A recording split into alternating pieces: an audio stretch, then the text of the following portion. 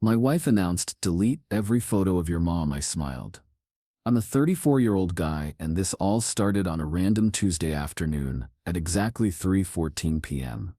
I remember the time because I just come home from work and set my phone down on the kitchen counter to charge. My wife Laura was sitting at the table, scrolling through Instagram, sipping one of those canned sparkling waters she liked to buy by the case.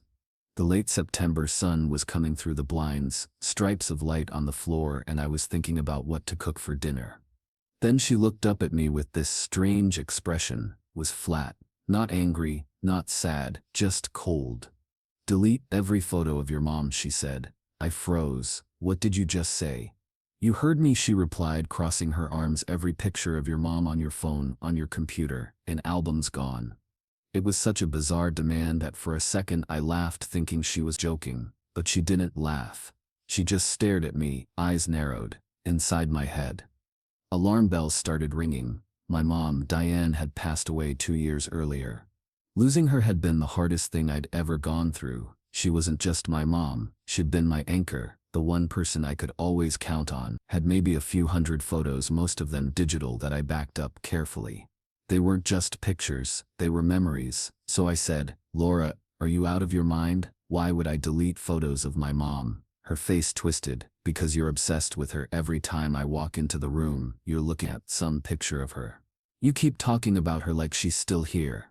I'm your wife, you should be focused on me, not on some dead woman." I felt a wave of nausea. Some dead woman? That's my mother. She shrugged. "Exactly. She's gone. You need to move on." I didn't yell, I didn't throw anything. I just looked at her and felt this icy calm settle in. "No," I said. Her jaw dropped, like she wasn't used to me telling her no. "Excuse me." "No," I repeated. "I will never delete those pictures." That was the hook, the moment I knew something was deeply wrong in my marriage. And I'll admit, at first, I tried to rationalize it. Maybe she was jealous of the grief. Maybe she felt I hadn't given her enough attention. But the more I thought about it, the more it felt sinister. Who tells someone to erase their own mother? The days after that demand were like walking on broken glass. She kept bringing it up at random times. We'd be brushing our teeth, and she'd say, "So, did you delete them yet?" Or we'd be at Target buying paper towels and she'd whisper, "You'd better not still have those pictures." One night around midnight I woke up and found her sitting on the edge of the bed, with my phone in her hand.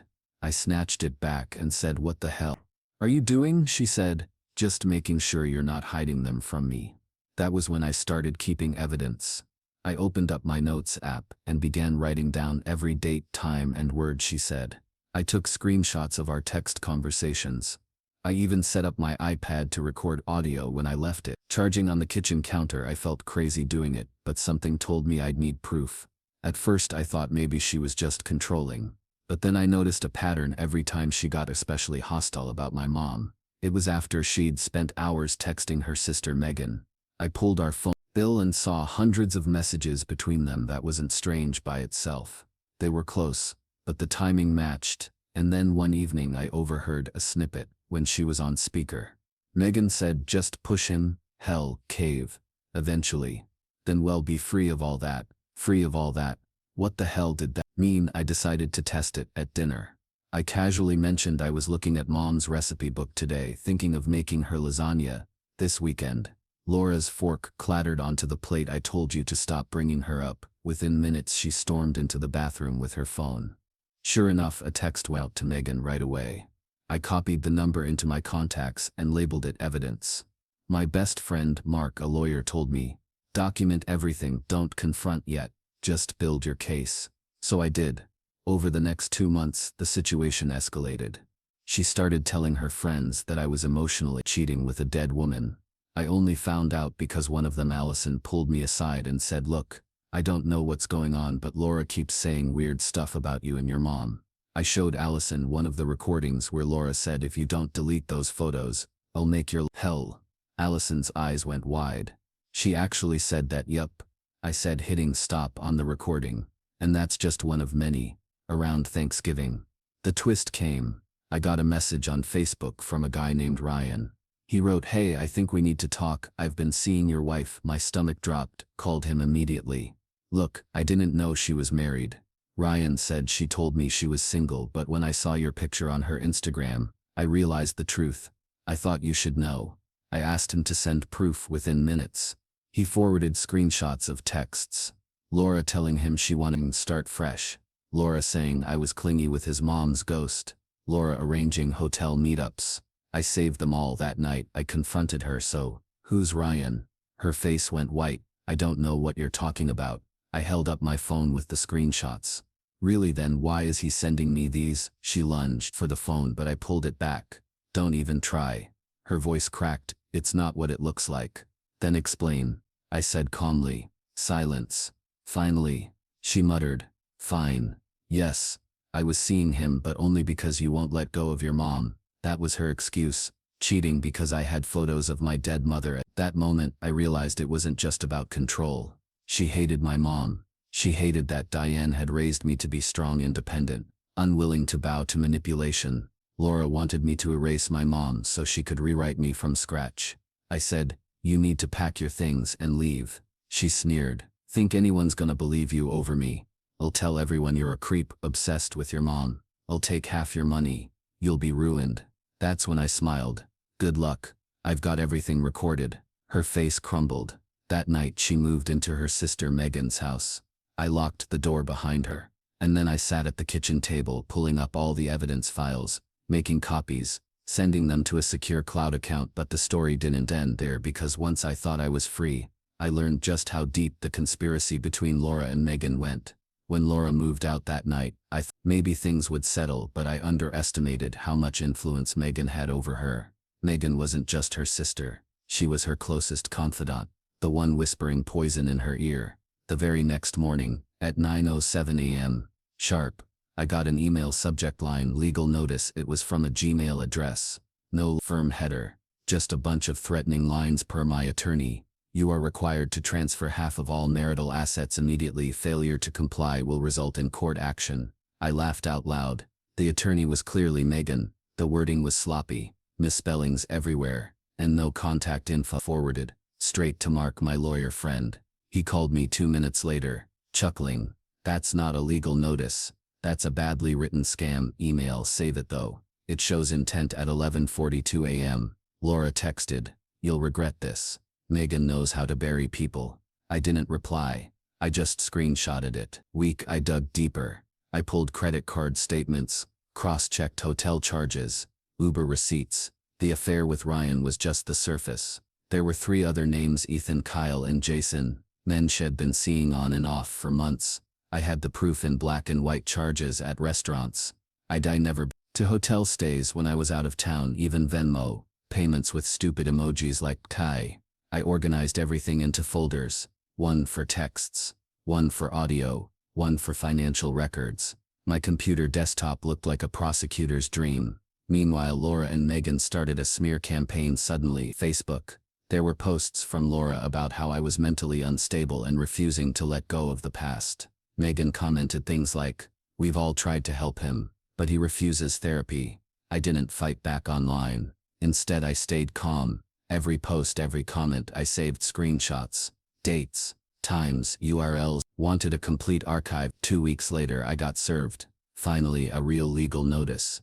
This time, Laura had filed for divorce, citing emotional cruelty. Her petition actually mentioned my fixation on a deceased parent. Mark and I sat in his office, reading through it.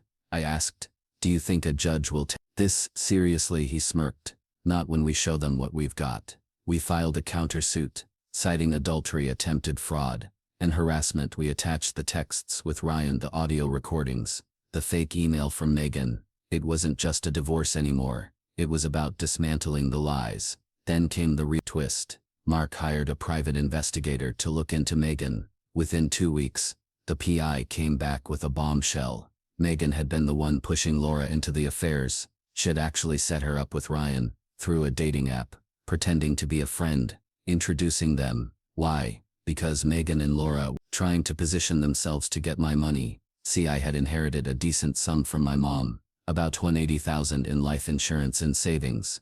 I'd been careful with it, putting most of it into a house and a joint account. Laura and Megan wanted it. Their plan, as pieced together from messages, The PI pulled for Laura to divorce me, smear me as unstable and then walk away with half the assets, while Megan helped manage the money. They underestimated me. The PI found group chats where Megan literally wrote, "Once he deletes all that mom crap, hell finally break down, then we can file and get everything." Was the smoking gun at the first divorce hearing. Laura showed up with Megan at her side. Megan was whispering in her ear like some cartoon villain. The judge asked Laura to present her case. She started crying on cue, saying he's obsessed with his dead mom. It's creepy. He refuses to move on. It's emotion torture. My lawyer calmly stood, played one of the recordings where Laura said, "Delete every photo of your mom, or it'll make your life hell." The courtroom went silent.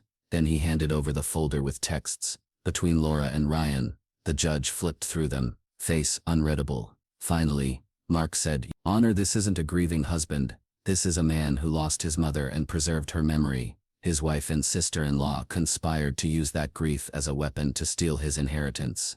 We have proof." He handed over the group chat printouts. Megan turned pale. Laura's face crumpled. The judge said, "We'll be continuing this case, but I suggest petitioner's counsel review these materials thoroughly as it stands. I see grounds for misconduct on the petitioner's side." After the hearing in the parking lot, Megan hissed at me, "You think you've won? This isn't over."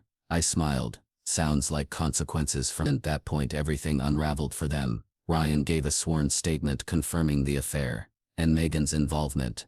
Allison, the friend, agreed to testify about Laura's threats. Even Laura's own cousin messaged me, saying, "Look, I always thought Megan was manipulative. I'll back you up if you need it." By March, the court issued its ruling. I kept the house, my mom's inheritance, and nearly all marital assets. Laura walked away with a few personal belongings, and her car. The judge specifically cited adultery and bad faith conduct as reasons. But karma wasn't done. A month later, I heard Megan lost her job. Her employer saw screenshots of her harassment. When they circulated locally, she'd been working at a nonprofit, and they didn't want that kind of reputation. Laura meanwhile tried to move in with Ryan, but he blocked her number. Same with Ethan, Kyle, and Jason. She ended up back at Megan's tiny apartment. As for me, I stayed calm through it all. I went to therapy, not because Laura said I needed it, but because I wanted to process the grief and betrayal on my own terms.